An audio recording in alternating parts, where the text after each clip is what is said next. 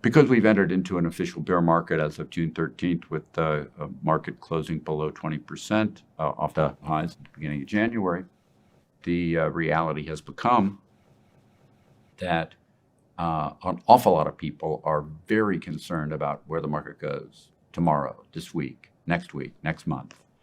And that's all fine, I guess.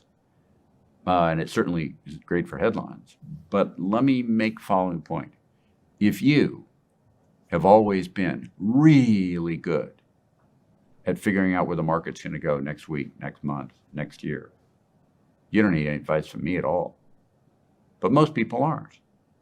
And in reality, for most people, unless you're that really, really, really good market timer, of which there's pretty much almost none in history, and none that actually did that steadily on a long-term basis for years and years and years and years, that we can find,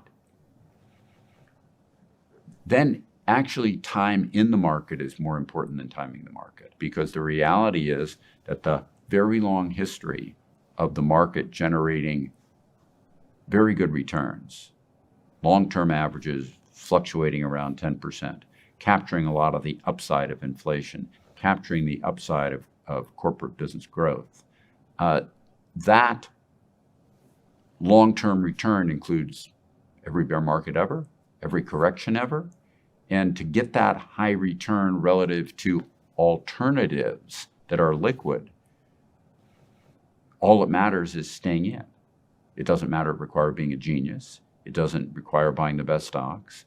It doesn't require anything other than stick-to-itiveness. And that stick-to-itiveness is something that in scary times people often get blanched out of. But I encourage you to think through the fact that through things much worse than anything we face now, wars, the great influenza, much worse than COVID was, the Cold War, and so many other things, including the 1960s, 70s, 80s stair-step inflation spiral, which was huge compared to anything that's happened recently, where people are so afraid of inflation. Through all that period, this process of capitalism enduring and stocks ultimately reflecting that and benefiting those who stayed in and got the benefit of time in the market instead of timing the market. And almost certainly the same processes prevail when we look out at the next 5, 10, 15, 20, 30 years, such that if you have an intermediate to longer term need for equity returns, that level of returns, you really can't find them anywhere else in something that's liquid.